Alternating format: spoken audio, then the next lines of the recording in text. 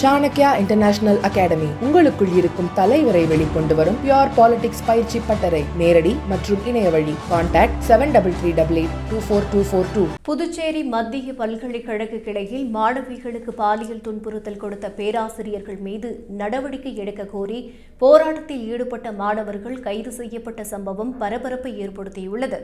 காரைக்காலில் புதுச்சேரி மத்திய பல்கலைக்கழகத்தின் கிளை இருக்கிறது. அங்கு ஒரு மாணவிக்கு பேராசிரியர் பாலியல் தொல்லை கொடுத்ததாக குற்றச்சாட்டு எழுந்தது. அவர் மீது நடவடிக்கை எடுக்க கோரி பல்வேறு அரசியல் கட்சியினர் போராட்டம் நடத்தினர்.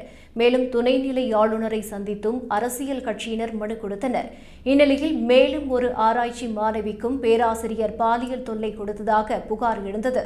புதுச்சேரி பல்கலைக்கழகத்தில் தொடர்ச்சியாக பேராசிரியர்களால் மாணவிகளுக்கு பாலியல் தொல்லை கொடுக்கப்படுவதாகவும் அதை பல்கலைக்கழகத்தின் துணைவேந்தர் மறைப்பதாகவும் மாணவ மாணவிகள் குற்றச்சாட்டை முன்வைத்தனர்.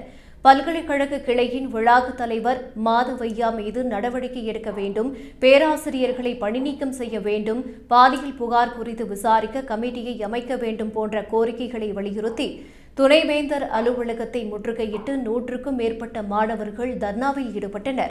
பின்னர் மாணவர்களுடன் பல்கலைக்கழக நிர்வாகம் பேச்சுவார்த்தை நடத்தியது.